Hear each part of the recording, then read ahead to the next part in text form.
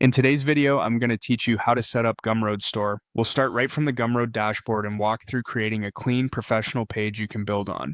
By the end, you'll know exactly where everything is and how to add the essentials that showcase your work.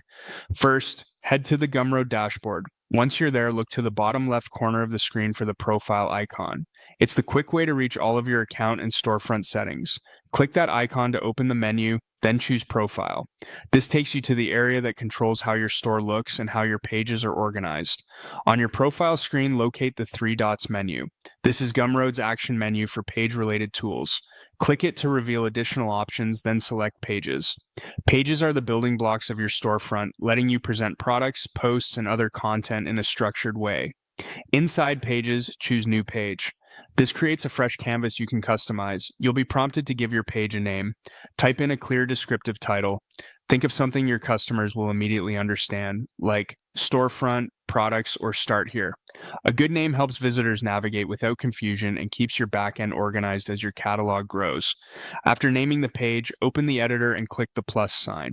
This is where the magic happens. The plus sign lets you add content blocks to the page, and Gumroad provides several useful types. You can add products to showcase items you're selling, posts if you want to share updates or guides, and a featured product block to highlight a bestseller or a new release right at the top. Use rich text for introductions, FAQs, or short descriptions that guide visitors through what they're seeing.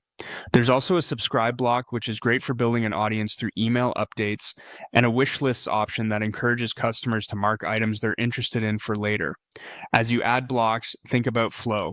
A simple layout works best. A short welcome message, a featured item, then your product grid, followed by posts or a subscribe prompt.